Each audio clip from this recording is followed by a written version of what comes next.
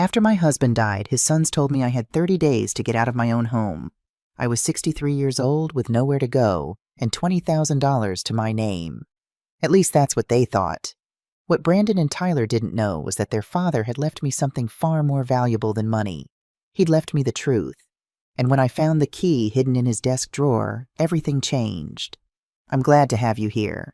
Follow my story until the end and comment the city you're watching from, so I can see how far my story has reached. The rain started during the eulogy. I stood under a black umbrella at Sacramento Memorial Gardens watching water pool on top of Floyd's casket. 22 years of marriage, and it all came down to this, a hole in the ground, and 2 grown men who couldn't be bothered to arrive on time for their own father's funeral. My fingers were numb from gripping the umbrella handle, or maybe from gripping Floyd's hand during those final 3 months in the hospital. I couldn't tell anymore. "Mom," I returned. Brandon stood behind me in a charcoal suit that probably cost more than my monthly grocery budget. Water dripped from his perfectly styled hair. At 45, he had his father's commanding presence, but none of Floyd's warmth.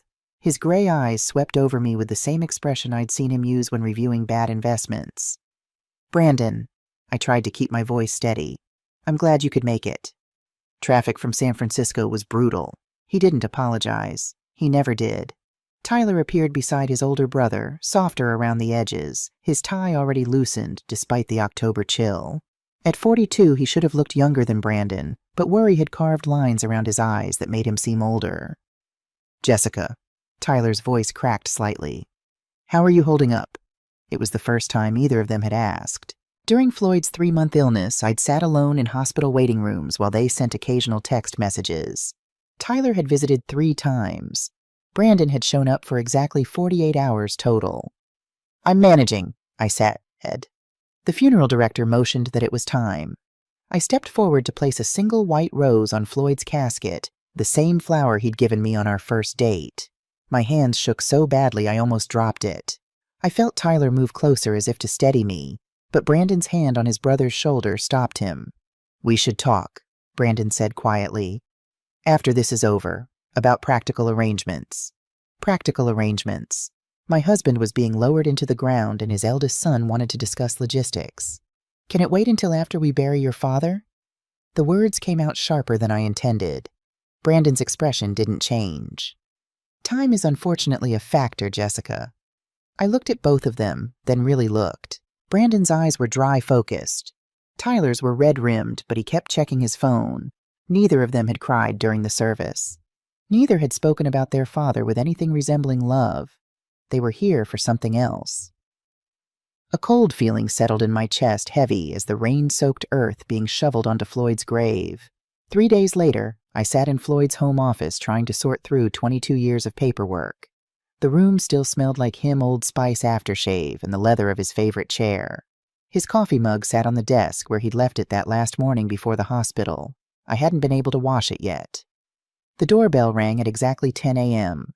Brandon and Tyler stood on my front porch carrying briefcases. Brandon wore another expensive suit. Tyler looked like he hadn't slept. "We should have called," Tyler said as I let them in. "We're family," Brandon replied smoothly. "No need for formality." They followed me to Floyd's office. I took the chair behind the desk, Floyd's chair.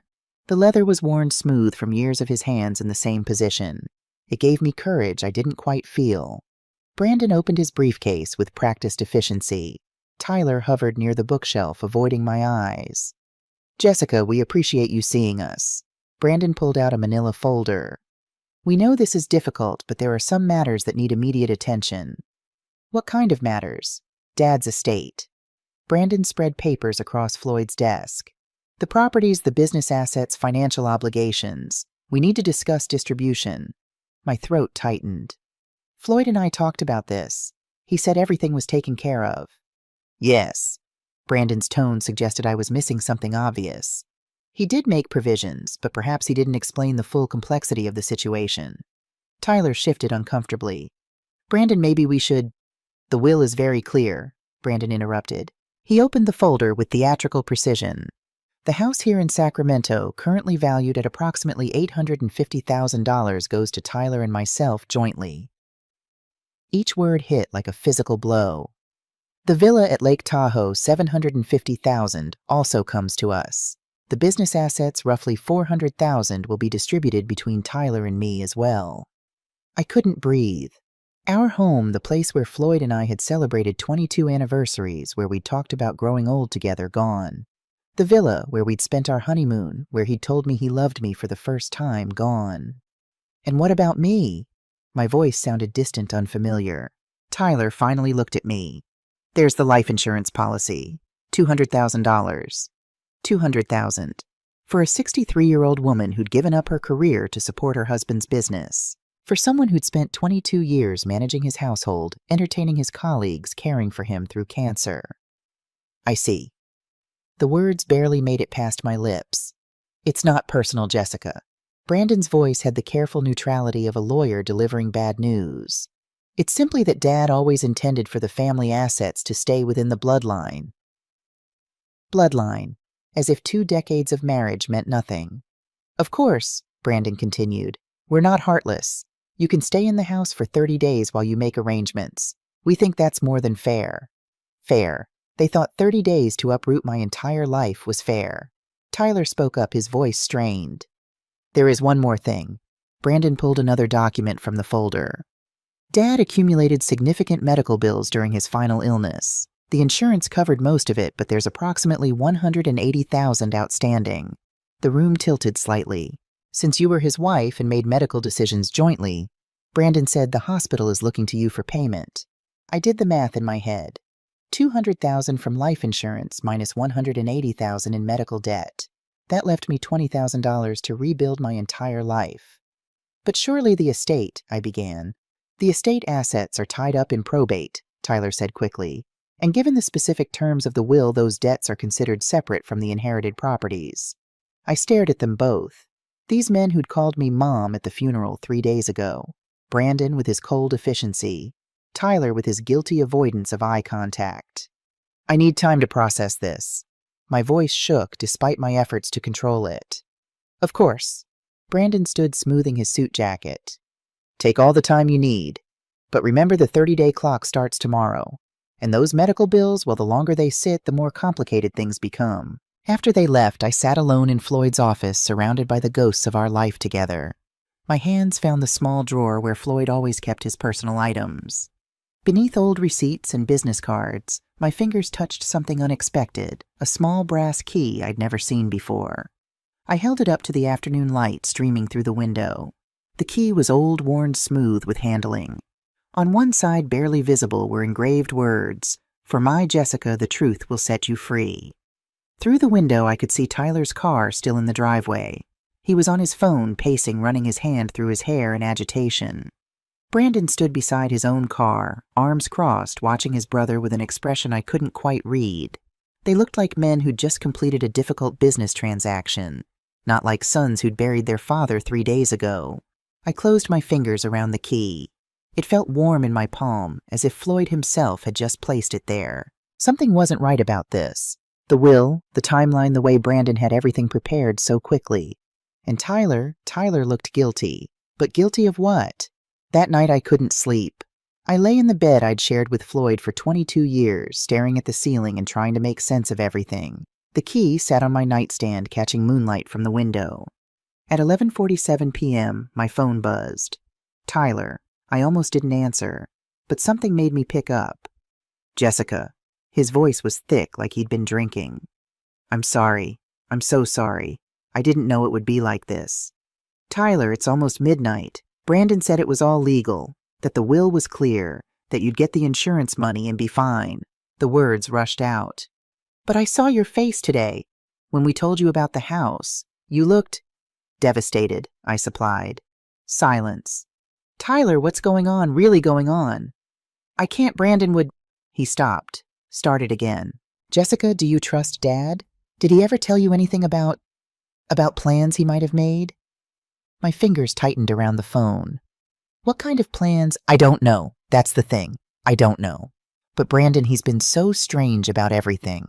Rushing the probate, talking to lawyers I've never heard of. And there's something about the medical bills that doesn't add up. What do you mean? I saw Dad's insurance documents last month when he asked me to file them, The coverage was comprehensive. There shouldn't be anywhere near $180,000 in outstanding bills. My heart started pounding. Tyler, are you saying? A door slammed in the background. I have to go, Tyler said quickly. Don't trust Brandon. And Jessica, if Dad left you anything at all besides what's in the will, keep it to yourself. Promise me.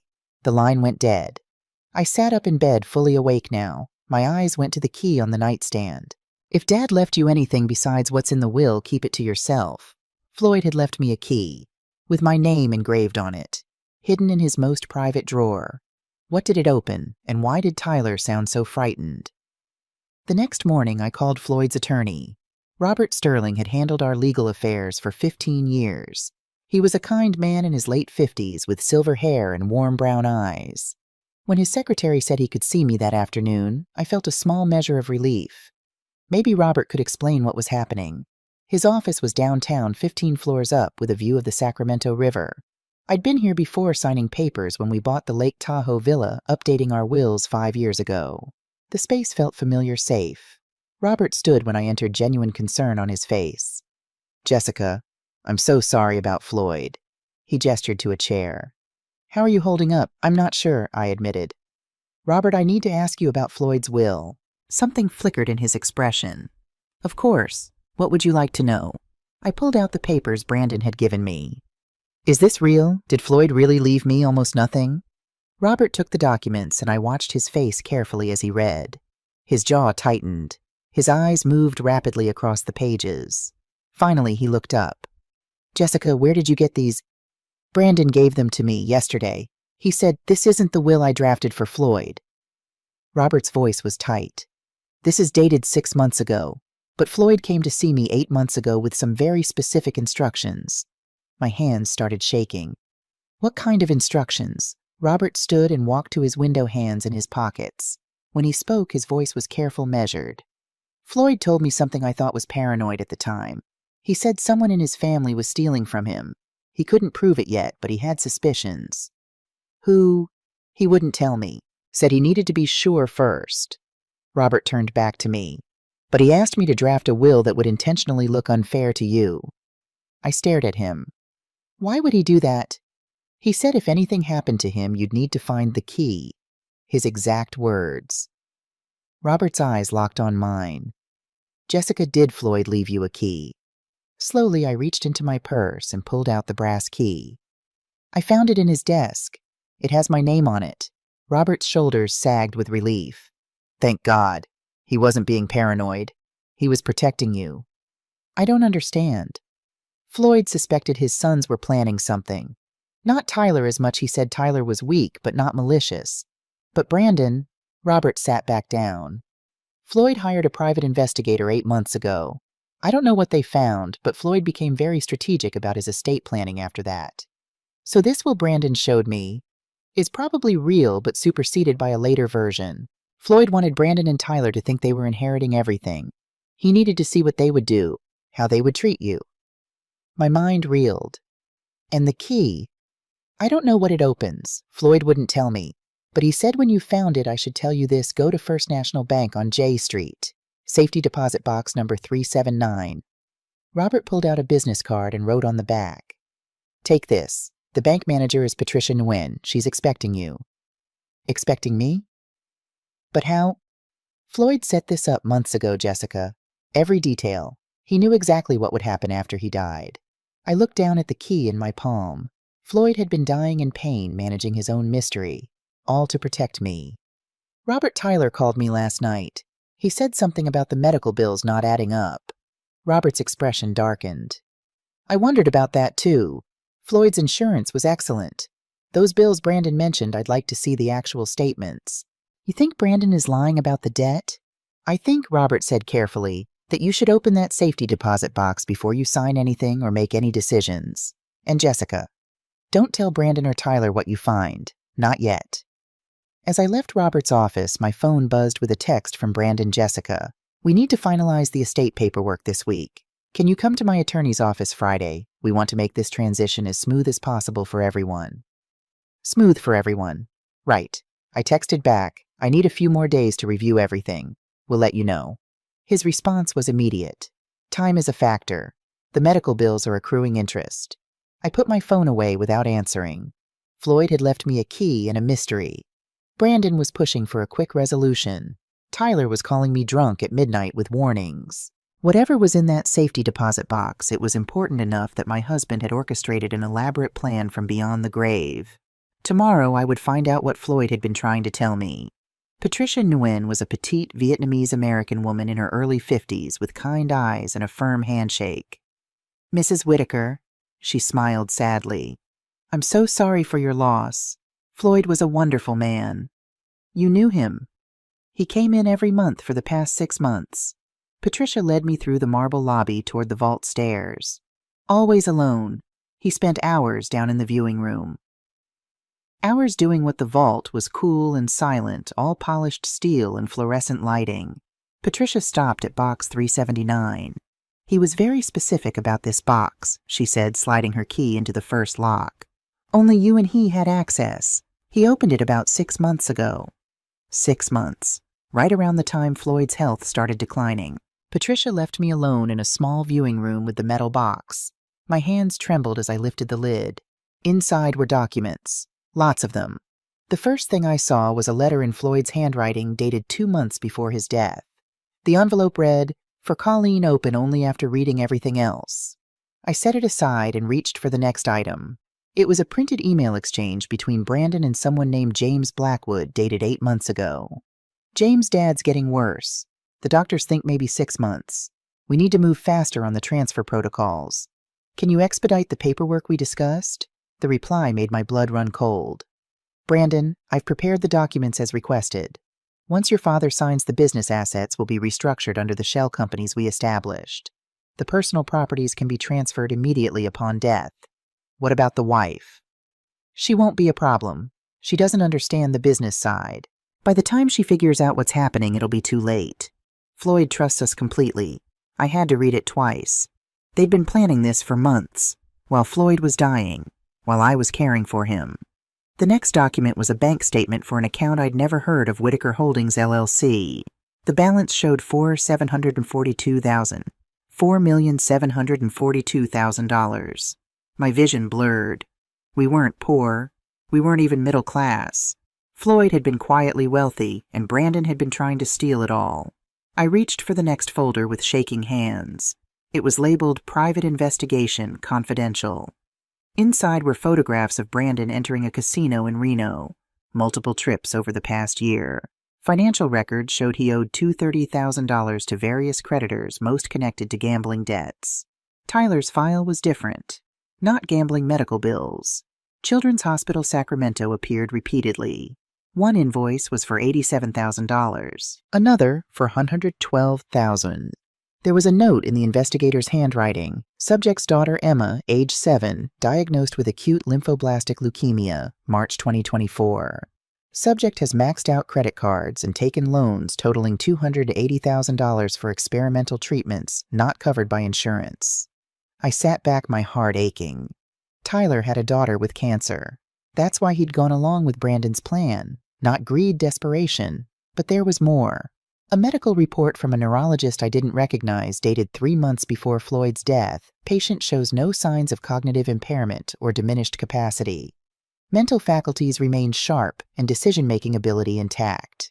Patient is fully capable of managing his own affairs and making sound legal decisions. Brandon had been telling people Floyd wasn't competent, but this report proved otherwise. The final document in the main stack was a different will, not the one Brandon had shown me.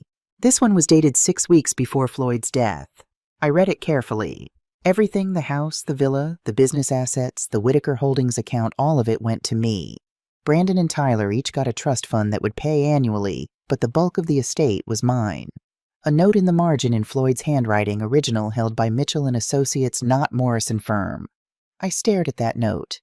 Floyd had fired Robert Sterling's firm, but Robert had seemed genuinely surprised by Brandon's will. Something wasn't adding up. I reached for Floyd's letter with trembling hands. "My dearest Jessica, if you're reading this, then I'm gone and the boys have shown their true colors. I'm sorry I couldn't tell you about all of this while I was alive, but I needed to be sure of what they were planning. I discovered Brandon was stealing from the business about 9 months ago. At first I thought it was just him. Then I realized Tyler knew but said nothing because he needed money for Emma's treatment. I hired an investigator. What we found broke my heart. Brandon has been forging my signature on loan documents for 2 years. He's addicted to gambling, drowning in debt. Tyler has been quietly moving money from client accounts into his own shell companies to pay for Emma's medical bills. Both of my sons are thieves. But here's what they don't know: I've been setting a trap. The house and the business I mortgaged both heavily in the past year. The house has a $1.2 million lien against it. The business owes $800,000 to creditors. They think they're inheriting assets. They're inheriting debt. The life insurance policy they mentioned is real, but it's not for $200,000. It's for $500,000. The extra money is meant to help you start over. I never fired Robert Sterling. I needed him to think he was out of the loop so Brandon wouldn't suspect. Robert is a good man. He'll help you when the time comes. But there's something else, Jessica. Something I need you to know. I didn't die from cancer alone. Someone in this house has been poisoning me. I don't know who. But I have my suspicions. There's a second key. It's with Dr. Elizabeth Warren at UC Davis Medical Center. She has evidence toxicology reports I had done privately. When you're ready, go to her. She'll give you everything you need. I know this seems cruel making you go through all this, but I couldn't let them steal from you the way they've been stealing from everyone else. They made their choices. Now they have to live with the consequences. You deserve better than what they were planning to give you. Take the money. Start fresh. And Jessica, be careful who you trust. I love you more than my own life. Thank you for 22 beautiful years. Floyd, I sat in that windowless room for nearly an hour, reading and rereading the letter until the words blurred. Floyd hadn't abandoned me. He'd been protecting me, but poisoned. Someone had deliberately hastened his death, Brandon desperate and drowning in debt, or Tyler frantic to save his daughter. My phone buzzed. A text from Brandon: Jessica. My attorney can meet Friday at 2 p.m. Please confirm. We really need to move forward with this. I looked at the documents spread before me. The fake will. The real will. The evidence of theft. The mention of poison. Brandon thought he had me cornered. Thought I was a grieving widow who'd sign whatever he put in front of me. He had no idea what I'd just found. I carefully placed everything back in the safety deposit box except for one item, the business card for Mitchell and Associates that had been tucked in with the investigator's report. On the back, in Floyd's handwriting, Daniel Harper. Trust him. I pulled out my phone and dialed the number. A deep voice answered. Harper Investigations. Mr. Harper, my name is Jessica Whitaker. I believe my late husband hired you. There was a pause. Then, Mrs. Whitaker, I've been waiting for your call. How soon can you meet? Tonight, I said. It has to be tonight. My office, 11 p.m. Come alone and make sure you're not followed. Make sure I wasn't followed, like I was in some kind of spy movie. But as I left the bank and saw my reflection in the polished glass doors, a 63-year-old widow in a cardigan carrying a purse that had seen better days, I realized that's exactly what this was. A game Floyd had set up, with me as the unwitting player. Only now I knew the rules, and I was ready to play. Daniel Harper's office was nothing like Robert Sterling's polished downtown suite. Located in a modest building in Midtown Sacramento, it was all function-over-form filing cabinets, a desk that had seen decades of use, and walls covered with licenses and certificates that spoke of serious credentials. Harper himself was a solid man in his early 60s with iron-gray hair and the kind of face that had seen things most people only read about. Former FBI, according to the certificate on his wall. Mrs. Whitaker. He stood when I entered at exactly 11 p.m. Thank you for coming. Please sit. I settled into a worn leather chair. You said you were waiting for my call. Floyd set this up very specifically. He said if anything happened to him, you'd find the first safety deposit box within a week. He was right. How much do you know? Everything. Harper pulled out a thick file. I've been investigating your stepsons for 9 months. What you found in the box today, that's just the beginning. He spread photographs across his desk. Brandon at various casinos. Tyler at Children's Hospital. But there were others, 2 images I hadn't seen in the safety deposit box. This is Melissa Sinclair, Tyler's wife. Harper pointed to a woman in her late 30s, attractive, perfectly put together. Married Tyler 4 years ago, but that's not her real name. I leaned forward. What? Her real name is Melissa Bradford. Her father, Richard Bradford, was one of Tyler's early investment clients. Tyler lost his entire retirement fund, $150,000, in a scheme that was borderline fraudulent. Richard Bradford committed suicide 5 years ago. My hand went to my mouth. Oh my God. Melissa spent 3 years planning her revenge. She targeted Tyler, made him fall in love with her, married him. Everything about their relationship was calculated. Does Tyler know? No. He thinks she's devoted to him. Harper pulled out another photo. But Melissa has been in contact with Brandon for the past 6 months. Look at this. The image showed Melissa and Brandon meeting at a restaurant, their heads close together. Brandon sliding an envelope across the table. What is that money?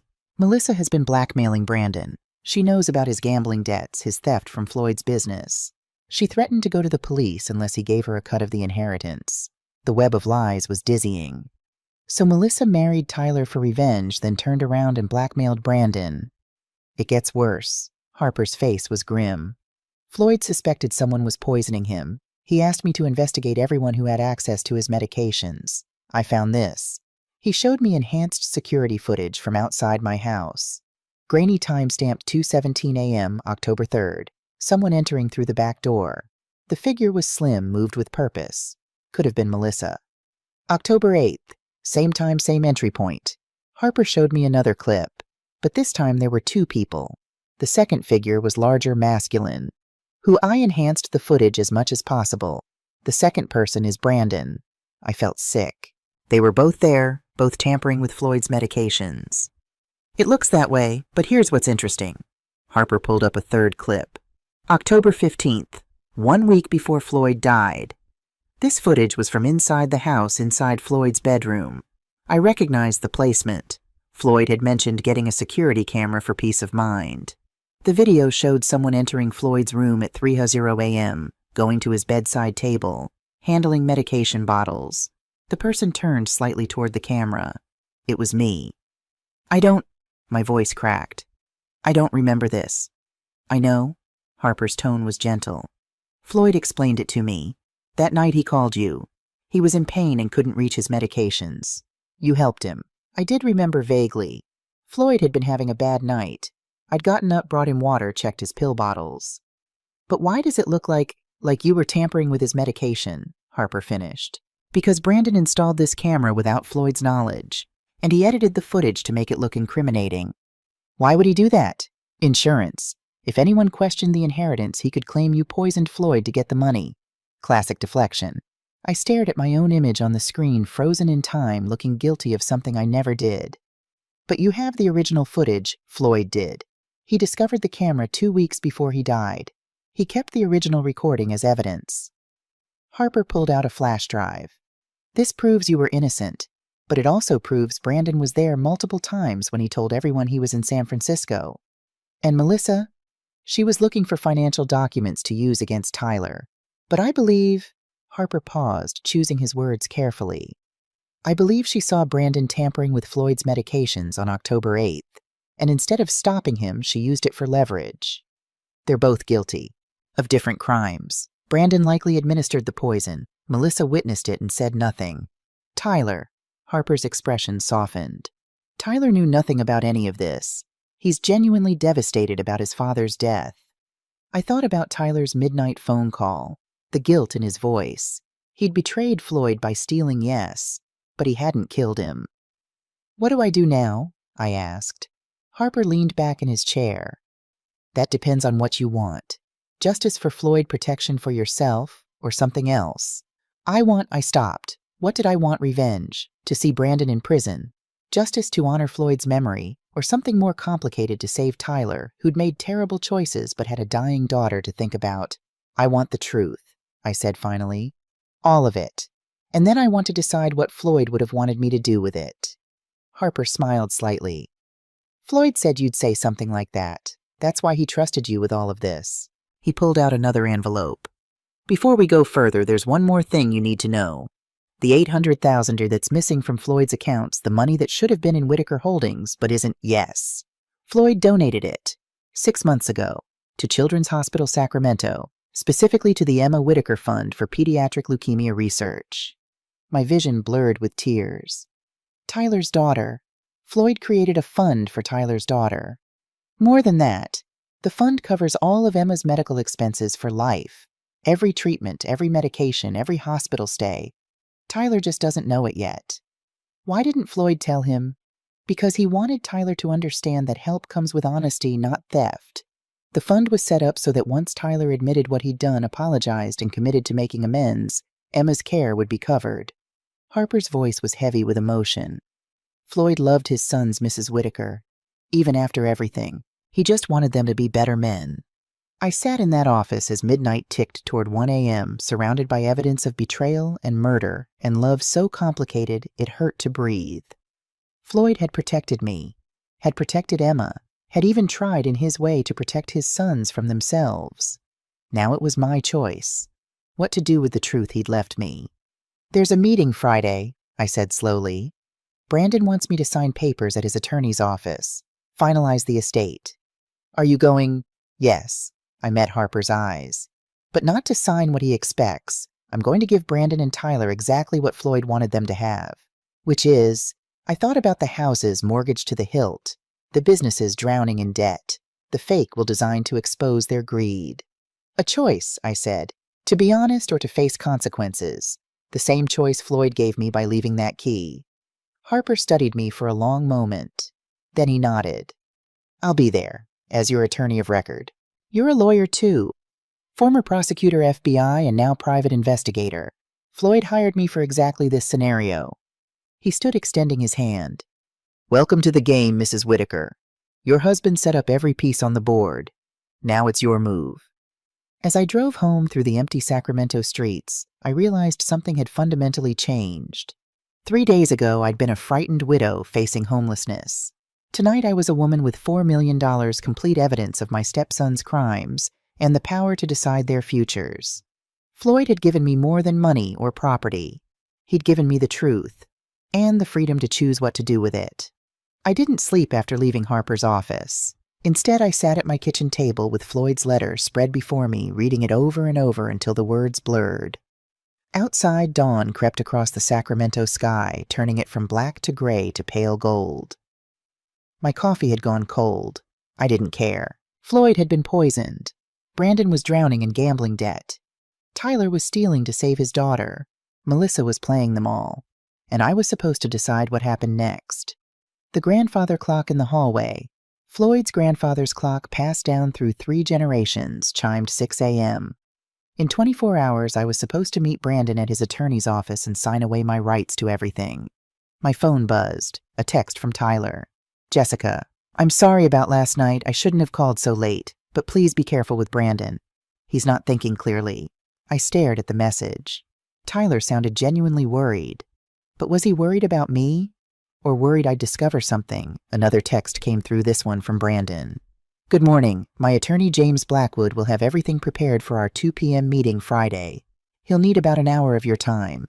Please bring ID and the medical bills for documentation." So polite, so efficient, like we were closing a business transaction instead of dismantling 22 years of my life. I texted back, "I'll be there." Then I called Daniel Harper. He answered on the first ring. "Mrs. Whitaker, I didn't think you'd sleep much. I need to see Tyler, alone, before Friday." Silence on the line. Then, "Are you sure that's wise? He's still working with Brandon?" "Tyler didn't kill Floyd," I interrupted. "You said so yourself. He's desperate, not evil. And if I'm going to do this, if I'm going to walk into that meeting and turn everything upside down, I need to know exactly where Tyler stands." "He could warn Brandon." "He could, but I don't think he will." I thought about Tyler's midnight phone call, the crack in his voice. Floyd believed in second chances. I think Tyler deserves one too, but only if he's willing to tell me the truth. Harper was quiet for a long moment. "Floyd said you had a good heart. Sometimes too good. But all right. Where do you want to meet him?" "Somewhere public. Somewhere Brandon won't think to look. There's a coffee shop in Midtown. The Daily Grind on 21st Street.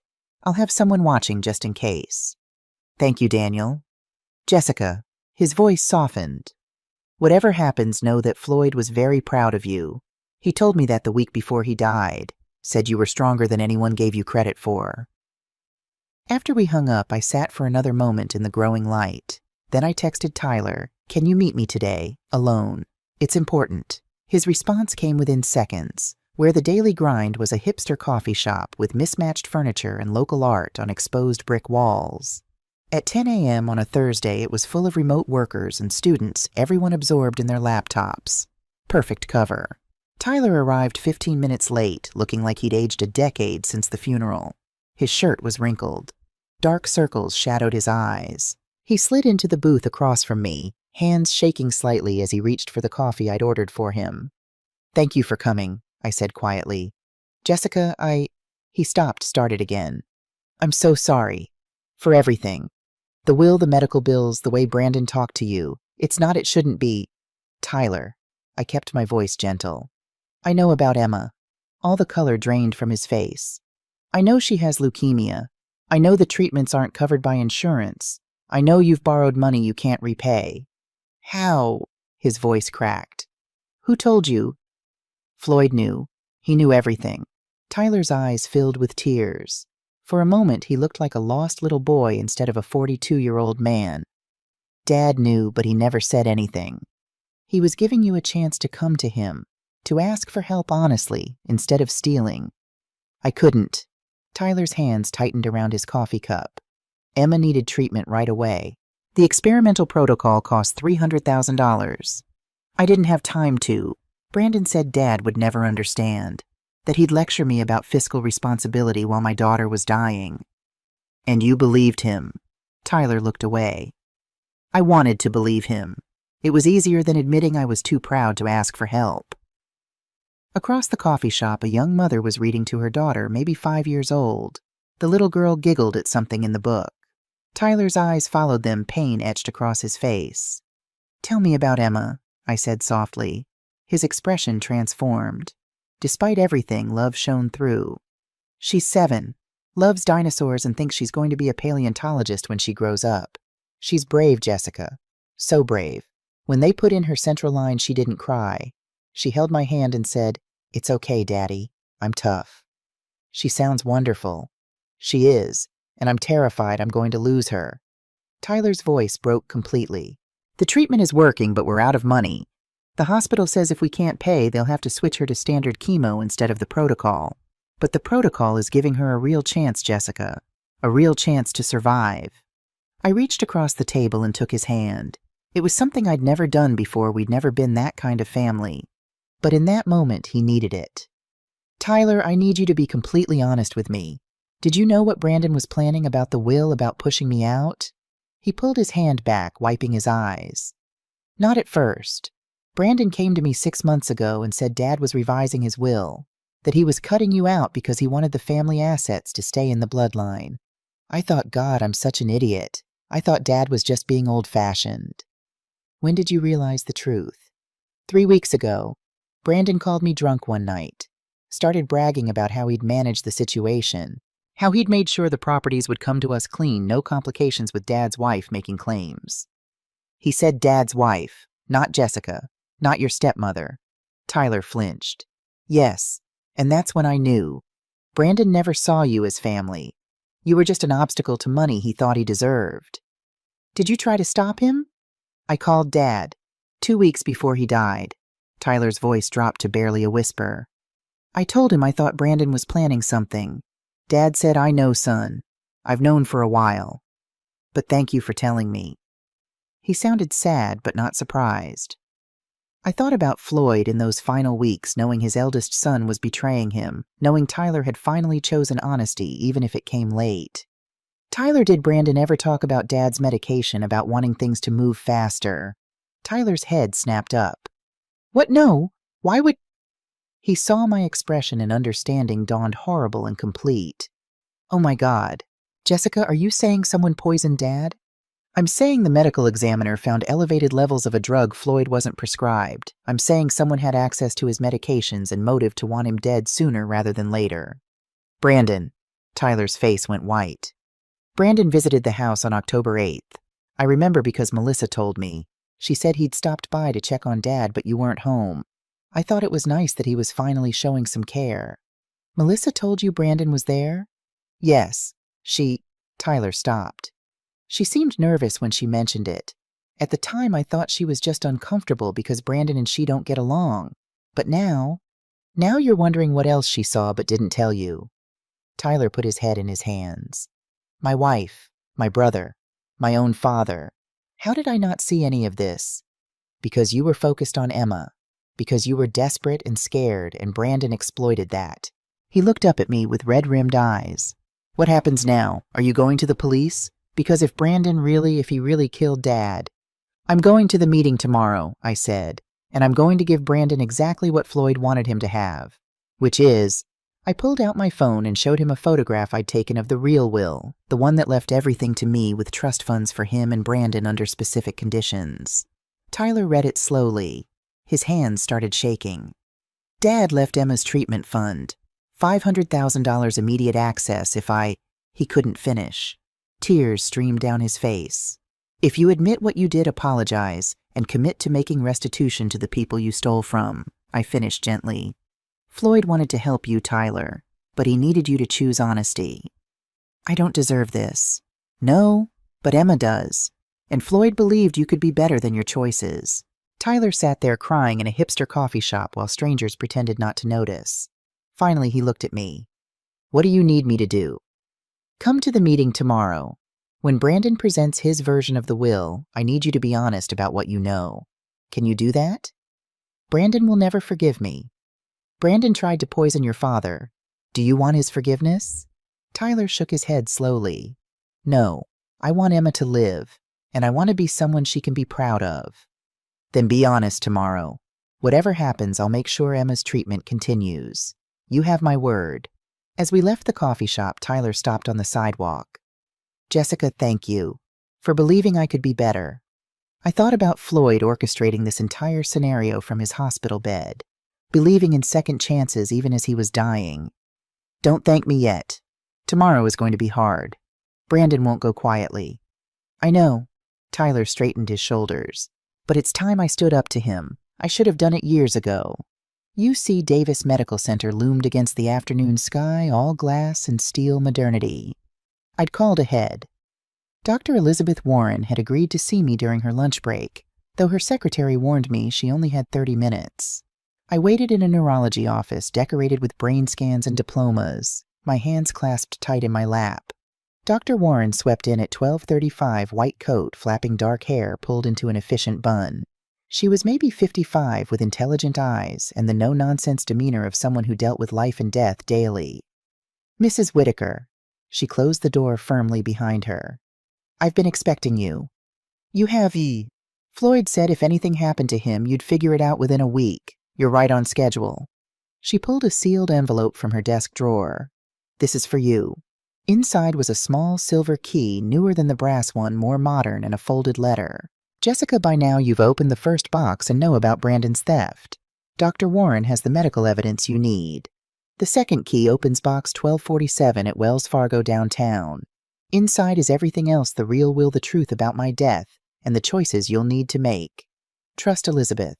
She's one of the good ones. Love F. I looked up at Dr. Warren. You knew Floyd was being poisoned. I suspected. She pulled out a thick medical file. Floyd came to me 3 months before he died. Not for his cancer, for neurological evaluation. He said he was having episodes of confusion, dizziness, heart palpitations, symptoms that didn't match his cancer diagnosis. She spread lab reports across her desk. I ran comprehensive blood work, found elevated levels of digoxin, a cardiac medication. Floyd wasn't prescribed digoxin. His oncologist wasn't prescribing it, but someone was giving it to him. My stomach turned. How much? Enough to cause serious cardiac issues in someone with his compromised health. Not enough to be immediately fatal, but over time? She met my eyes. Whoever did this knew exactly what they were doing. They were speeding up the inevitable. Why didn't you go to the police? Floyd begged me not to. He said he needed proof of who was doing it, not just that it was happening. He wanted to protect you from being accused. Dr. Warren's expression softened. He loved you very much, Mrs. Whitaker. Everything he did in those final months was about making sure you'd be safe after he was gone. Did he know who was poisoning him? He had suspicions, He'd installed a security camera in his bedroom without telling anyone. He caught footage of someone tampering with his medication bottles. Who? Dr. Warren pulled out a flash drive. This is a copy of that footage. Floyd wanted you to have it. But Jessica, she hesitated. Are you sure you want to see this? Once you know you can't unknow it? I thought about Brandon's cold efficiency, Tyler's desperate calls, Melissa's carefully constructed lies. I need to know the truth. She plugged the flash drive into her computer and pulled up a video file. The footage was grainy, but clear enough.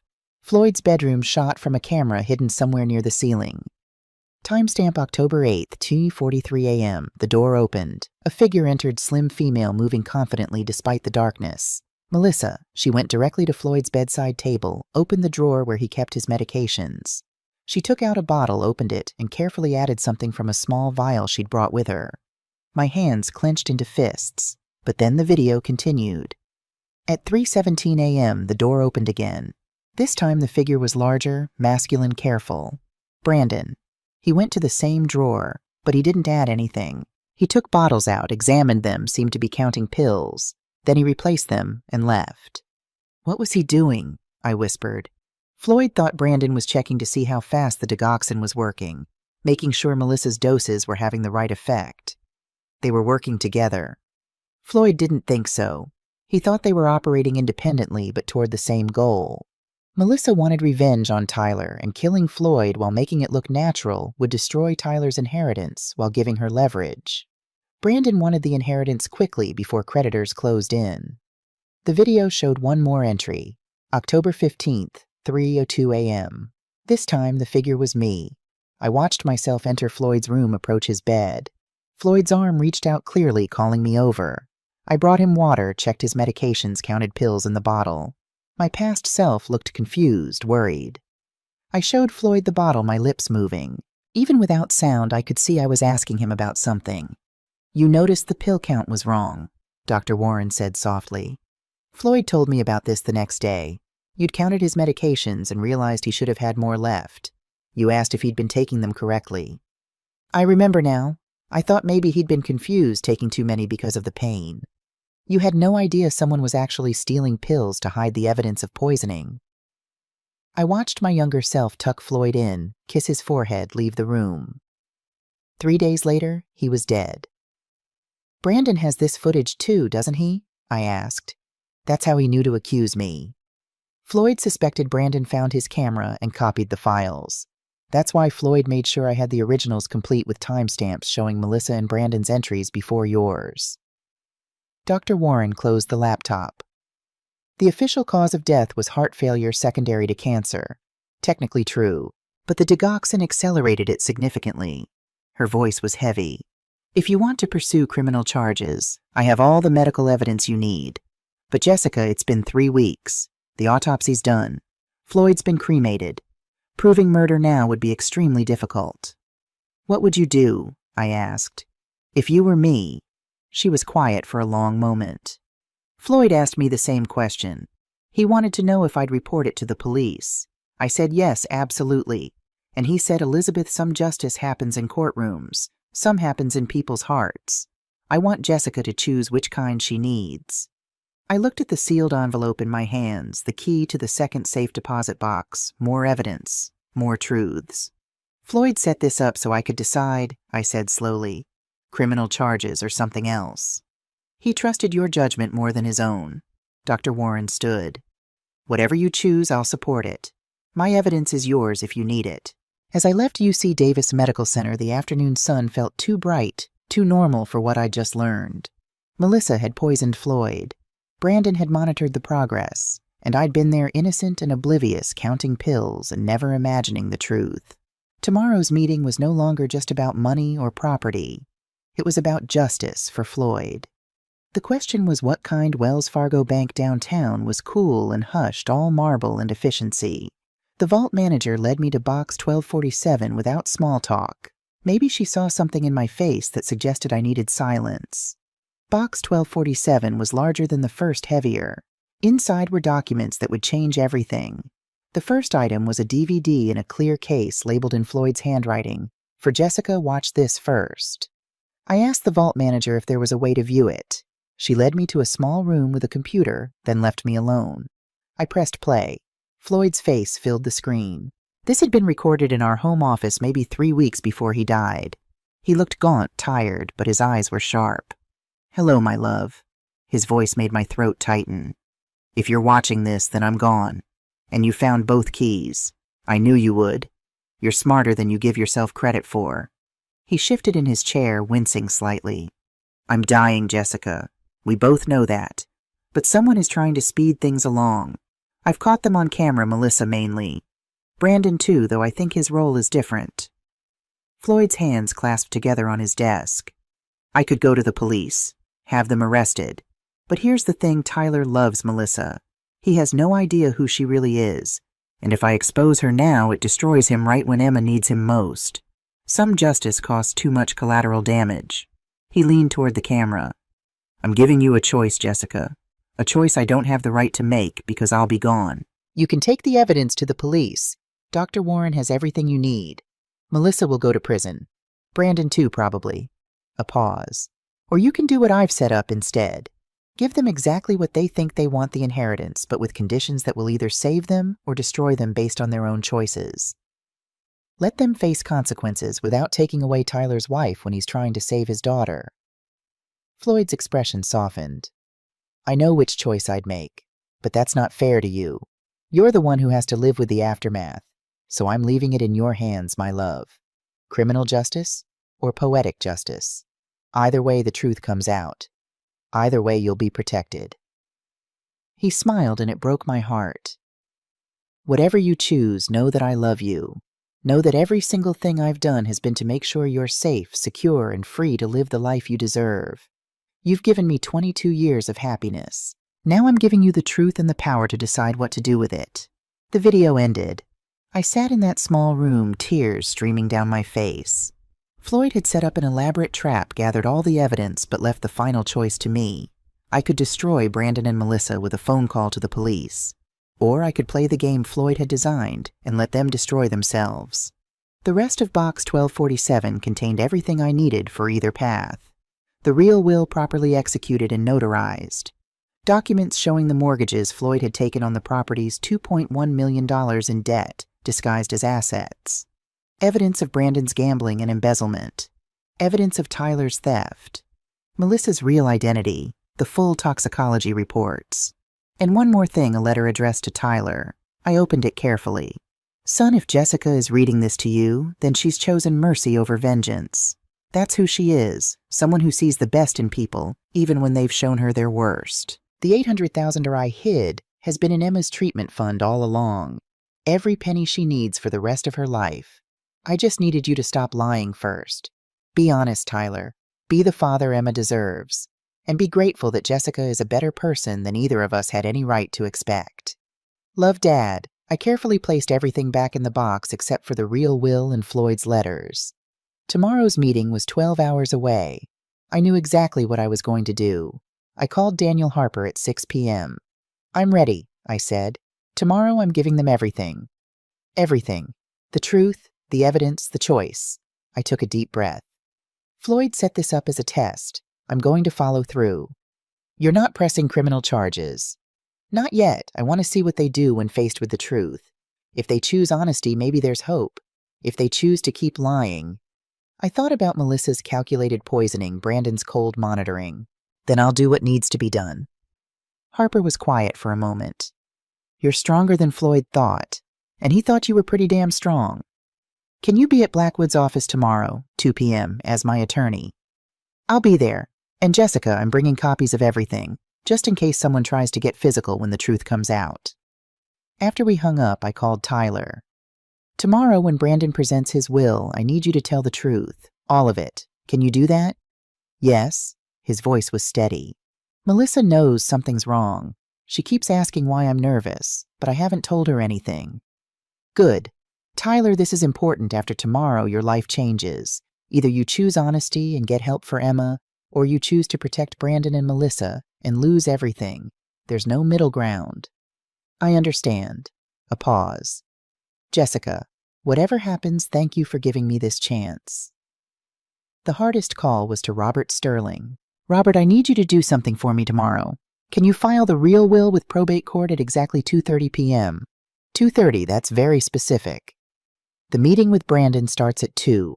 I want the real will filed while we're talking, so when he realizes what's happening, it's already too late to stop it. Robert's voice filled with grim satisfaction. Floyd would love this plan. Floyd designed this plan. I'm just following his instructions. That night, I laid out my outfit for the meeting. Not the cardigan and slacks of a grieving widow. Instead, a navy suit Floyd had bought me for our 20th anniversary. Professional, confident, powerful. I was done playing the victim. Tomorrow, I became the executor of Floyd's final wishes, and Brandon, Melissa, and Tyler would face the consequences of every choice they'd made. James Blackwood's law office occupied the 10th floor of a glass building in downtown Sacramento. I arrived at 1:55 p.m., Daniel Harper beside me carrying a briefcase full of evidence. The receptionist looked surprised to see me with an attorney. Mrs. Whitaker, we weren't expecting you. Mr. Harper is my legal counsel, I said calmly. I assume there's no objection to his presence. She recovered quickly. Of course not. Right this way. The conference room had windows overlooking the Sacramento River. Brandon sat at one end of the table, perfectly pressed suit, confident smile. Tyler sat beside him, looking like he might throw up. Melissa was there, too. I hadn't expected that. She wore designer clothes and a sympathetic expression that didn't reach her eyes. James Blackwood stood as we entered, a man in his 60s with silver hair and the predatory alertness of a shark. Mrs. Whitaker, welcome. His eyes flicked to Daniel. And you are Daniel Harper, Mrs. Whitaker's attorney. Brandon's confidence flickered. Jessica, I didn't realize you felt you needed legal representation. This is just a formality. Formalities are exactly when you need lawyers, Daniel replied smoothly. We all sat. The air crackled with tension. Blackwood opened a folder. Well then, let's begin. Mrs. Whitaker, we've prepared documents for the estate distribution according to Floyd Whitaker's last will and testament dated April 2024. I've seen that will, I said quietly. Brandon gave me a copy last week. Excellent. Then you understand the basic distribution. The Sacramento residence and Lake Tahoe property to Brandon and Tyler jointly. Business assets divided between them. Life insurance to you. And the medical debts. Approximately $180,000, which as Floyd's spouse you're responsible for covering. Blackwood slid papers across the table. If you'll just sign here, here, and here, we can finalize everything today. I didn't touch the papers. Instead, I pulled out my own folder. Before I sign anything, I have some questions. About the medical bills specifically. Brandon shifted. Jessica, we've been over this. Floyd's insurance was comprehensive. I've reviewed his policies. They should have covered everything except maybe $20,000 in deductibles. I met Blackwood's eyes. Where did the other $160,000 come from? Blackwood glanced at Brandon. Just for a second, but I caught it. Medical billing is complex, he said smoothly. There are often charges that aren't covered. Show me the bills. I kept my voice level. The actual hospital statements. I'd like my attorney to review them. That's not necessary. It is if you're asking me to pay them. Daniel opened his briefcase.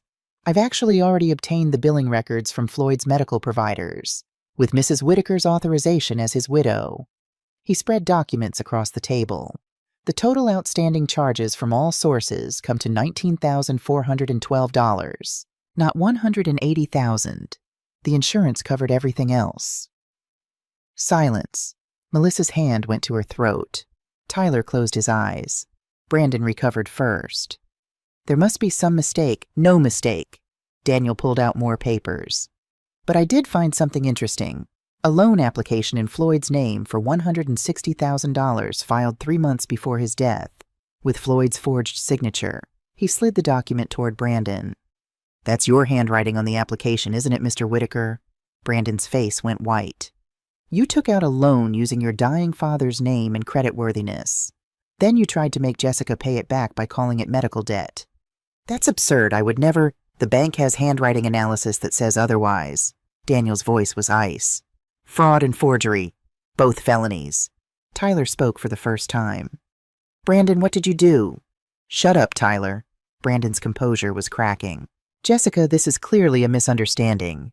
Is it? I pulled out the next item from my folder. The emails between Brandon and Blackwood about managing the stepmother problem. I slid them across the table. These are interesting. Discussing how to minimize my claims before Floyd was even dead. Planning asset transfers while he was still alive. Blackwood's face went gray. Where did you get those? Floyd hired a private investigator 9 months ago. He documented everything. I looked at Brandon. Every forged signature, every dollar you embezzled from his business, every hour you spent in casinos while he was dying. Brandon shot to his feet. This is entrapment. No, Daniel said calmly. This is evidence. I turned to Melissa. She'd been very quiet, her perfect composure intact. Mrs. Sinclair, or should I say Ms. Bradford? Her eyes widened, just slightly. Your father was Richard Bradford. He lost his life savings in an investment scheme run by Tyler. He committed suicide 5 years ago. I kept my voice gentle but firm. You married Tyler to destroy him, didn't you? Tyler's head snapped toward his wife. What? Melissa's mask finally cracked. Richard Bradford was my father. Tyler stole everything from him. I didn't steal. Tyler's voice broke.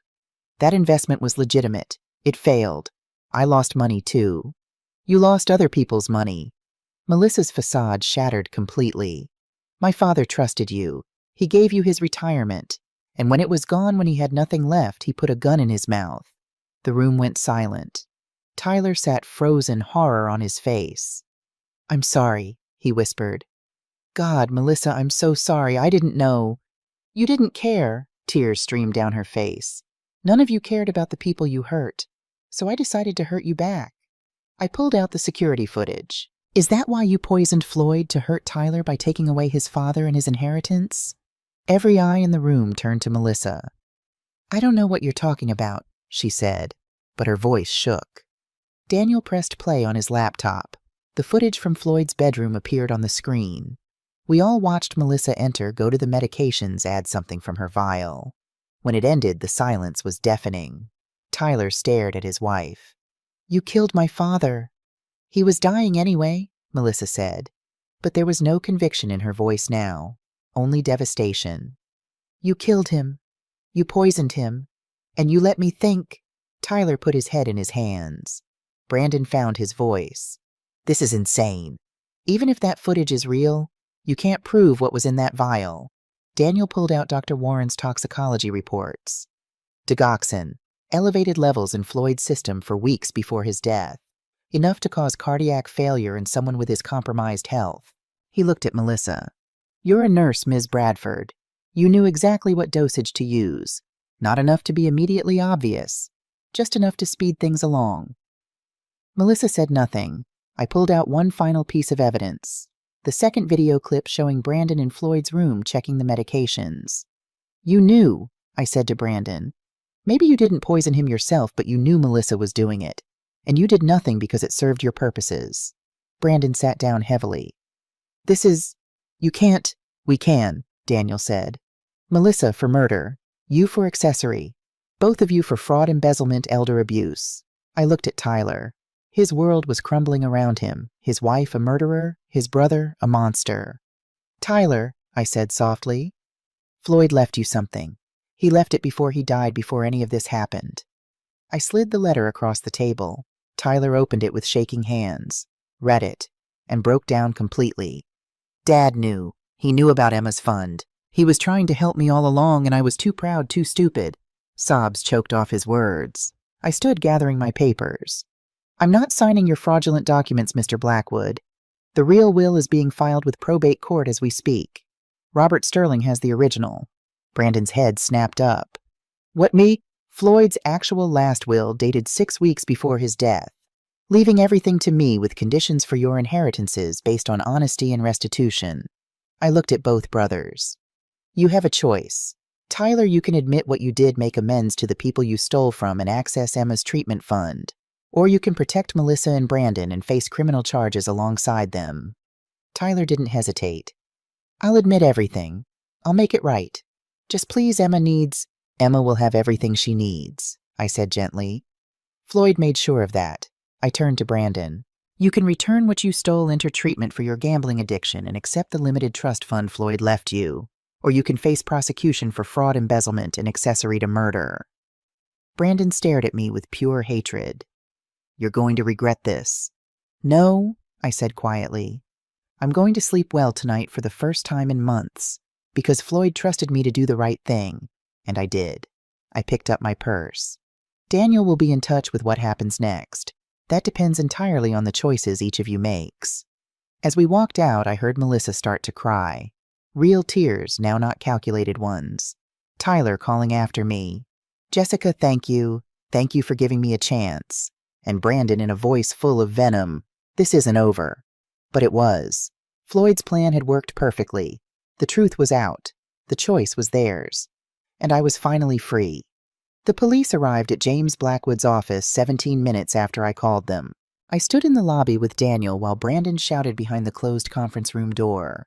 Tyler sat in a chair, head in his hands, silent. Melissa stared out the window like she could will herself to disappear. Mrs. Whitaker, Detective Sarah Martinez, was a woman in her early 40s with sharp eyes and a kind voice. "I understand you have evidence of a possible homicide." Daniel handed her the flash drive. Security footage showing Melissa Sinclair administering poison to Floyd Whitaker over a 3-week period. Toxicology reports from Dr. Elizabeth Warren at UC Davis confirming elevated digoxin levels. Medical examiner's report listing cause of death as cardiac failure. Detective Martinez's expression hardened as she reviewed the documents. "And the victim's son knew about this." Brandon Whitaker monitored the poisoning but didn't report it. He benefited financially from expediting his father's death. Through the glass walls of the conference room, I watched Brandon pacing. He looked trapped, desperate. Nothing like the confident man who'd told me I had 30 days to leave my own home. Tyler stood suddenly and walked out to where we waited. "Detective, I need to make a statement."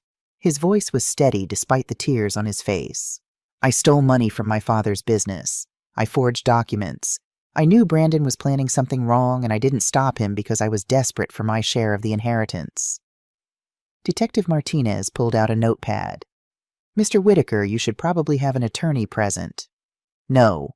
Tyler looked at me. "Jessica gave me a choice. Honesty or consequences. I'm choosing honesty." "Tyler, don't be stupid." Brandon appeared in the doorway, Blackwood beside him. "Brandon Whitaker." Detective Martinez stood. "I need you to come with me. We have some questions about your father's death." Brandon's face went from red to white. "I want my lawyer." "That's your right." She turned to Melissa. "Ms. Bradford, you too." Melissa stood gracefully, her designer clothes and perfect hair suddenly looking like a costume. "It's Sinclair, Melissa Sinclair." "Your legal name is Melissa Bradford. We know who you are." Detective Martinez's voice was firm but not unkind. "We also know what your father went through. But that doesn't justify murder." Melissa's composure finally shattered completely. "I just wanted them to hurt the way I hurt. The way my father hurt." "I know." The detective gestured to a uniformed officer. "But that's not how justice works." As they led Melissa and Brandon away, Tyler grabbed my arm. "Emma, Jessica, please Melissa's arrest. This is going to destroy her. And I'm going to jail too, aren't I? Who's going to take care of Emma?" I put my hand over his. "Floyd set up a trust. Emma has guardianship provisions, medical coverage, everything she needs. And Tyler," I looked him in the eyes, "Floyd's will has conditions for you. If you cooperate with the investigation, make full restitution, and complete therapy, you'll get probation instead of prison time. Floyd made sure of it." How did he loved you, even after everything." My throat tightened. "He just wanted you to choose to be better." Tyler broke down completely. "I don't deserve this. I don't deserve any of it. No. But Emma deserves a father. Be the man she needs you to be." The Sacramento County Courthouse was cold despite the December sunshine outside. I sat in the gallery watching as Melissa Bradford was sentenced. She'd pled guilty to voluntary manslaughter. Her attorney had argued that extreme emotional disturbance from her father's death had impaired her judgment. The prosecution accepted the plea to avoid a lengthy trial. The judge was a severe woman in her 60s who'd clearly seen everything. "Ms. Bradford, you took the life of a dying man out of revenge. You robbed his family of precious time with him." She looked at Melissa over her reading glasses. However, I also recognize that you were driven by genuine grief over your father's death, a death that resulted from financial crimes Mr. Tyler Whitaker has now admitted to and is making restitution for." Melissa stood perfectly still, tears streaming silently down her face. "I sentence you to 8 years in state prison, eligible for parole after serving 5. Additionally, you will complete psychological counseling and substance abuse treatment." 8 years. Melissa would be 46 when she got out. As they led her away, she looked at Tyler in the gallery. He'd lost weight, looked older, but his eyes were clear. Sober for 63 days, according to his latest call. Melissa mouthed something. I couldn't hear, but Tyler nodded, tears in his eyes. I thought it might have been, "I'm sorry." Brandon's trial was different. He refused the plea deal. Insisted he'd done nothing wrong. His lawyer was expensive and aggressive, attacking every piece of evidence. But the jury deliberated for only 4 hours. Guilty on all counts: fraud, embezzlement, elder abuse, accessory to manslaughter. The judge gave him 15 years. Brandon's face showed no remorse as they read the verdict, only anger. As they led him out, he looked directly at me. "You'll regret this, Jessica. All of it." But his words had no power anymore. Tyler's hearing was last. He'd cooperated completely with the investigation, identified every person he'd stolen from, started making payment plans, entered therapy, attended AA meetings daily. The judge reviewed his file carefully. "Mr. Whitaker, you've committed serious crimes. However, your daughter's medical situation, your genuine remorse, and your complete cooperation with authorities compel me to show some mercy." Tyler stood with his court-appointed attorney hands clasped. 3 years probation, full restitution to all victims, weekly therapy, random drug and alcohol testing. If you violate any term, you'll serve the full 5-year sentence. Do you understand?" "Yes, Your Honor, thank you." Tyler's voice broke. As we left the courthouse, Tyler walked with me to my car. "Emma's doing well," he said quietly. "The new treatment protocol is working. Her last scans showed the leukemia in remission." "That's wonderful, Tyler." "It's because of the fund Dad set up. The experimental treatment costs $40,000 a month. Without it, she'd be—" He couldn't finish. We stood in the parking lot, December wind cutting through our coats. "I went to his grave yesterday," Tyler said. "Told him I was sorry, that I understood now what he was trying to teach me." He looked at me. "He left me money, Jessica. After everything I did, he still left me a way back." "Why?" I thought about Floyd in his final weeks, setting up trust funds and safety deposit boxes, orchestrating elaborate tests from his hospital bed. "Because you were his son, and he believed people could change if they had a reason to. Emma is my reason now, being someone she can be proud of. Then make him proud too. Live the life he hoped you'd live." The estate was finally settled in January. I sat in Robert Sterling's office while he reviewed the final distributions. The house in Sacramento sold for $865,000. After paying off the mortgage Floyd took out that leaves you free and clear. I'd decided to sell it. Too many ghosts, too many memories of those final terrible weeks. The Lake Tahoe villa is yours, no encumbrances. Current value approximately $750,000. I was keeping that one. Floyd and I had been happy there. The business assets, after paying creditors and making restitution to Brandon and Tyler's victims, netted $230,000. And the Whitaker Holdings account, Robert smiled, $4,742,000. All in your name. Floyd moved it 6 months before he died. I sat back in my chair, overwhelmed. I was a millionaire. At 63 years old, I had more money than I'd ever imagined. Floyd's will also established the Emma Whitaker Medical Trust with $500,000, Robert continued. Separate from the estate managed by an independent trustee, Emma's care is guaranteed for life. And the trust funds for Brandon and Tyler. Brandon's is forfeit due to his criminal conviction. That money reverts to you. Tyler's trust pays out $50,000 per year as long as he remains sober, employed, and in therapy. If he violates those terms, it stops. Floyd had thought of everything. There's one more thing. Robert pulled out an envelope. Floyd left this with instructions to give it to you after the estate was settled. Inside was a letter dated 2 weeks before Floyd's death. My dearest Jessica, if you're reading this, then everything went according to plan. You found the keys. You discovered the truth. You made choices about what kind of justice Floyd deserves. I don't know what you decided. whether Brandon and Melissa are in prison or whether you found some other way. But I know whatever you chose was right, because you have the clearest moral compass of anyone I've ever known. The money is yours. Use it however you want, but I have one request. Don't let this turn you bitter. Don't let what my sons did poison your heart the way they poisoned my body. You have decades of life ahead of you, Jessica. Live them fully. Fall in love again if you want. Travel. Build something beautiful. Help people the way you always wanted to. Remember the conversations we used to have about turning the Lake Tahoe villa into a retreat, about creating a foundation to help elderly people facing financial abuse. Those weren't just dreams. They were plans. Make them real. I love you beyond measure. Thank you for 22 years of joy. Thank you for fighting for me even after I was gone. Thank you for being exactly who you are. Now go, be happy. It's what I want more than anything. Forever yours, Floyd. I sat in Robert's office and cried. Not from grief this time, but from gratitude. Floyd had given me more than money. He'd given me purpose.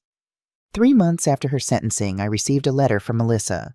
The envelope was marked with the California Institution for Women in Corona. Inside, her handwriting was small and precise. Dear Jessica, I don't expect you to read this. I don't expect forgiveness or understanding. But my therapist says I need to take accountability, so here I am trying. I killed Floyd. Not quickly, not mercifully. I poisoned him over weeks because I wanted him to suffer the way my father suffered. I wanted Tyler to lose everything the way I lost everything. I was wrong. My father wouldn't have wanted this. He was a kind man who believed in second chances. He would be horrified by what I became. Tyler brings Emma to visit sometimes. She's beautiful, 7 years old, bald from chemo but smiling, so full of hope despite everything. When I see her, I realize what I almost destroyed. I robbed her of months with her grandfather. I nearly took away her father by sending him to prison. I became the same thing Tyler was, someone who hurt innocent people because of my own pain. I think about Floyd a lot here, about how he must have known what I was doing. He could have stopped me, had me arrested. But according to Tyler, Floyd left instructions to help me too. To make sure I got therapy, addiction counseling. Why would he do that? Why would a dying man show mercy to his murderer? I don't understand it. Maybe I never will. But I want you to know I'm trying to be better. I'm in therapy twice a week. I'm taking anger management classes. I'm learning to live with what I did. Tyler says you gave him a second chance, that Floyd's will had provisions for redemption. I don't deserve that. But maybe when I get out in 5 years, I can spend the rest of my life earning it. I'm sorry doesn't begin to cover what I took from you. But I'm sorry anyway. Melissa Bradford. I read the letter 3 times. Then I did something that surprised me. I wrote back. Dear Melissa, Floyd believed in second chances because he knew everyone makes mistakes. Some mistakes are bigger than others. Yours cost him his life. I can't forgive that yet. Maybe I never will. But I can acknowledge that you were a victim too of Tyler's crimes, of your own grief, of a system that failed your father. None of that excuses murder, but it explains it. And understanding is the first step toward forgiveness. Use these 5 years to heal, to become someone your father would be proud of. And when you get out, if you're serious about making amends, there's a job waiting for you. I'm starting a foundation to help victims of financial elder abuse. People like your father. We need someone who understands their pain. Think about it. Jessica, the Lake Tahoe villa transformed over 8 months of renovation. Where Floyd and I had celebrated anniversaries, there were now 6 guest bedrooms for women who needed a safe place to heal. Where we'd had quiet dinners, there was a community kitchen where widows could learn to cook for themselves again. The garden where Floyd proposed became a meditation space, and over the front door, a sign, Floyd's Haven, a retreat for renewal. The grand opening was in October, exactly 1 year after Floyd's death. 30 women came that first week, ages ranging from 42 to 86. All of them facing some form of financial abuse or family betrayal. All of them needing a place to rebuild. I stood in the great room with Daniel Harper beside me. We'd been seeing each other for 6 months now. Nothing rushed, nothing forced. Just 2 people who'd been through darkness, finding light together.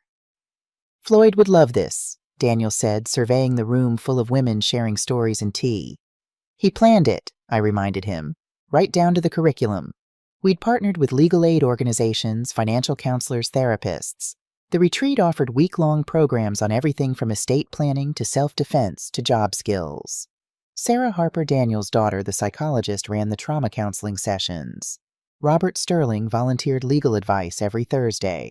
And Tyler came once a month to teach financial literacy classes. Not because I required it, but because he asked to. Jessica, one of the retreat guests, approached a woman in her 50s with kind eyes. I just want to thank you. My son's wife was stealing from me for 3 years. I thought I was going crazy. Your program helped me see I wasn't alone. I took her hand. You're not alone. None of us are. That had become the retreat's motto, you're not alone. On the anniversary of Floyd's death, I received a letter decorated with stickers and childish drawings. Dear Grandma Jessica, you said I could call you that. Thank you for helping me and Daddy. The doctors say my leukemia is all gone. I'm in remission, Daddy cried when they told us. I'm 8 now and back in school. I still have to go to the hospital sometimes for checkups, but the nurses say I'm doing great. Daddy talks about Grandpa Floyd a lot. He says Grandpa was a hero who saved my life. I wish I could have known him better. I was only 6 when he died, and I don't remember much except he gave good hugs. Daddy says you're a hero too, that you could have been mean to us, but you chose to be kind instead. He says that's what Grandpa wanted, for people to choose kindness. Can I visit Floyd's Haven sometime? Daddy says it's beautiful and helps sad ladies feel happy again. I'm good at making people smile, and I can help in the garden. Daddy taught me about flowers. Love, Emma. P.S. Daddy wanted me to tell you he's been sober for 400 days. He counts every single day. I pressed the letter to my chest and let the tears come. Floyd had saved Emma, not just with money, but by believing her father could change. And Tyler had changed. Slowly, painfully, but genuinely. He'd made full restitution to every client he'd defrauded, was working 2 jobs to pay them back faster than required, attended AA meetings daily, saw his therapist twice a week. Last month, he'd introduced me to his sponsor, a man named Marcus, who'd been sober for 20 years and helped Tyler understand that redemption was a journey, not a destination. Emma was his reason. But somewhere along the way, Tyler had also found his own. I called him that evening. Emma's letter was beautiful, I said. She can visit the retreat any time. Thank you, Jessica, for everything, for believing I could be better when I didn't believe it myself. Floyd believed it. I just followed his lead. There was a pause. Then Tyler said quietly, I went to see Brandon last week. I hadn't expected that. How is he? Angry, bitter. He's convinced he's the victim in all this. Tyler's voice was heavy. I tried to talk to him about the AA program, about making amends. He told me I was weak, that you'd brainwashed me. I'm sorry, Tyler. Don't be. Brandon made his choices. He's still making them. A sigh. But I'm making different ones now. And I wanted you to know next month marks 1 year of sobriety. My sponsor says that's a milestone. I'm having a small celebration. Emma would love it if you came. I'll be there. 2 years after Floyd's death, I did something I'd been avoiding. I drove to Folsom State Prison to see Brandon. Daniel offered to come with me, but this was something I needed to do alone. The visiting room was exactly like in movies, metal tables, guards watching conversations conducted in low voices. Brandon appeared looking older than his 47 years. Prison had hardened him, erased whatever warmth he'd once possessed. He sat across from me with his arms crossed. Come to gloat? No. I came to tell you something Floyd wanted you to know. His jaw tightened. I don't want to hear. Your trust fund still exists. $50,000 a year available when you're released if you complete addiction treatment and make restitution for what you stole. Brandon stared at me. What? Floyd never gave up on you. Even knowing what you'd done, he left you a way back. I kept my voice steady. But you have to choose it, Brandon. You have to choose to be better. Better? His laugh was bitter. Like Tyler playing the reformed addict sucking up to you for money. Tyler is raising his daughter and making amends to the people he hurt. What are you doing? Brandon's face twisted with anger. I'm surviving in here while you live in luxury off my father's money. Your father's money that he chose to leave to me. Not because he didn't love you, but because he knew I'd use it to help people. Including you if you'd let me. I don't need your help. I stood to leave. Then I'm sorry for you. Because Floyd offered you the same second chance he gave Tyler. The same one he gave me. But you have to take it. Jessica. Brandon's voice stopped me. Did he really? Did Dad really set up a trust for me even after everything? I turned back. For the first time, I saw something other than anger in his eyes, something that might have been hope. He did, because you were his son and he loved you. But Brandon, the money comes with conditions. Therapy, addiction treatment, honesty. He wanted you to heal, not just to have his wealth. Brandon looked away. I don't know how to be what he wanted. Start by admitting you need help. That's what Tyler did. I left him sitting there, and I didn't know if my words had penetrated his armor or not. But I'd honored Floyd's wishes. I'd offered the second chance. What Brandon did with it was up to him. My cottage in Carmel sat on a cliff overlooking the Pacific Ocean. I'd bought it 6 months after the retreat opened when I realized I needed a place that was just mine. No memories of Floyd, no ghosts of the past, just Jessica Whitaker learning to be herself at 65. The garden was coming along beautifully. Roses everywhere, each variety chosen for its resilience and beauty. I'd named them privately Floyd's Dream Deep Red, Tyler's Hope Yellow with red edges, Emma's Joy Pink and delicate but strong. No rose for Brandon yet. Maybe someday. Daniel visited twice a month. We'd never moved in together, and I didn't think we would. We both valued our independence too much, but we loved each other in the quiet way of people who'd seen the worst of life and chosen to build something gentle. The Floyd Whitaker Foundation for Financial Justice had expanded beyond my wildest dreams. We'd helped prosecute 42 cases of elder financial abuse in 2 years, recovered over $8 million for victims, lobbied for stronger protections in California law. Floyd's Haven had served over 300 women. 78% successfully rebuilt their financial security. Many went on to volunteer, helping the next wave of women who needed support. I'd published my memoir 6 months ago, Inheriting Truth, A Widow's Journey from Betrayal to Justice. It hit the New York Times bestseller list, Oprah's book club selection, movie rights sold. But more importantly, it helped thousands of women realize they weren't alone. My phone rang. Tyler. Jessica, I have news. Emma's 5-year remission milestone is official. The doctors say she's cured. I closed my eyes, grateful tears spilling over. That's wonderful, Tyler. Wonderful. We're having a celebration. Small thing, just family. Would you and Daniel come? Of course. And Jessica, I wanted to tell you I'm getting married. Her name is Rachel. She's a teacher, knows all about my past, and loves Emma like her own. She's good for us. I'm happy for you, Tyler. Truly. After we hung up, I sat in my garden watching the sunset paint the ocean gold and pink. Tyler was building a new life. Emma was healthy. The foundation was thriving. Women across California were getting help because Floyd had believed in truth and second chances. And I was happy. Not the desperate, clinging happiness of someone afraid to lose what they have, but the deep, quiet happiness of someone who'd walked through fire and come out stronger. I visited Floyd's grave on a sunny morning in March, 3 years after his death. The headstone was simple granite with words I'd chosen carefully. Floyd Whitaker, beloved husband. The truth will set you free. I placed fresh roses, red ones, his favorite. Hey, sweetheart. I sat on the bench nearby. It's been 3 years. Feels like forever and yesterday at the same time. The cemetery was quiet, peaceful. Just me and the man I'd loved. Brandon wrote to me last week. First letter in 2 years. He's completed 6 months of addiction treatment. Says he's sorry. I don't know if I believe him yet, but it's a start. I traced the carved letters of his name. Tyler's getting married. To a good woman who loves Emma. Your granddaughter is thriving, Floyd. She's 9 now, wants to be a doctor. Says she's going to cure cancer so no other kids have to go through what she did. A breeze rustled the trees overhead. The retreat is expanding. We're opening a second location in San Diego. Robert's managing the legal side.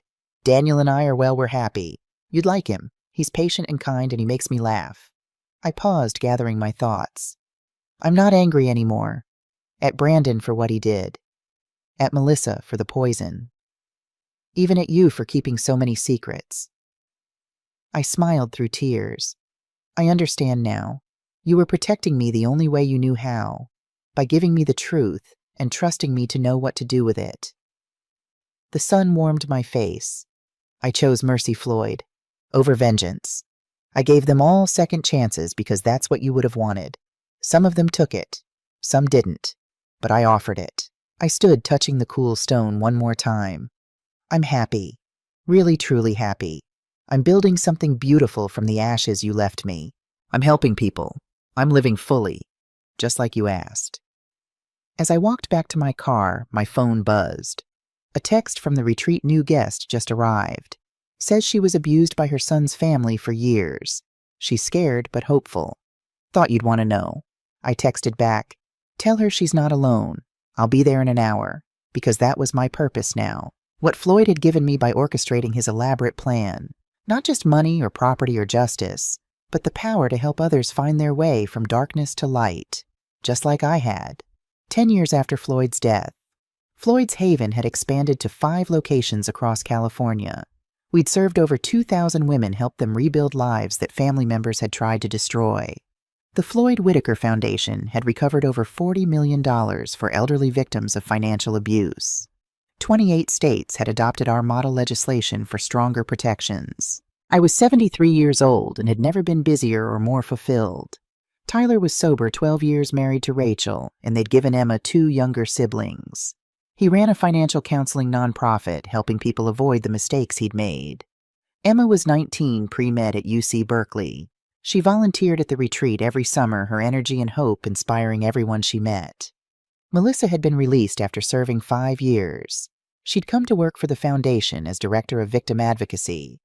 It took me 3 years to trust her, but she'd earned it with patient, steady work. She'd written her own book, From Revenge to Redemption, Learning to Live with What I've Done. And Brandon was the complicated one. He'd served 10 years before parole, completed every program the prison offered, written me letters every month, each one showing slow, painful growth.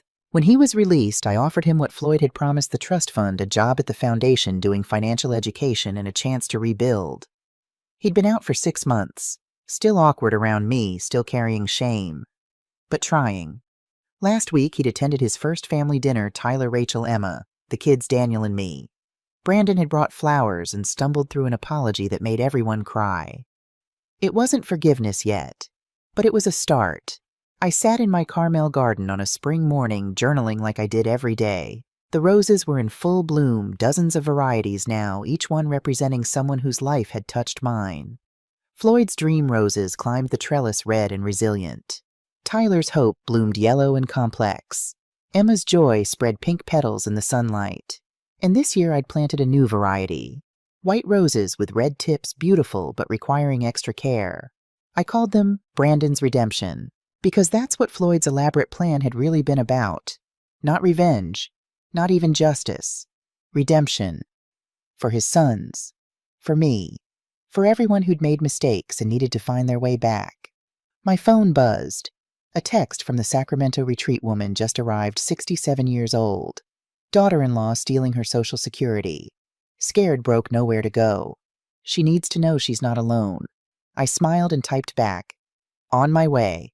Tell her she's about to start the hardest and best journey of her life. Because that's what Floyd had given me. Not just an inheritance of money, an inheritance of purpose. The truth had set me free. Now I spent my days helping others find their own freedom. I looked at Floyd's picture on my desk, both of us laughing at our 20th anniversary. Thank you, my love, I whispered, for believing I was strong enough, for trusting me with the truth, for giving me a reason to keep going. The roses swayed in the ocean breeze, and somewhere I swear I could hear Floyd's voice. You were always strong enough, Jessica. You just needed to believe it yourself. And I did now. Finally, completely, I believed it.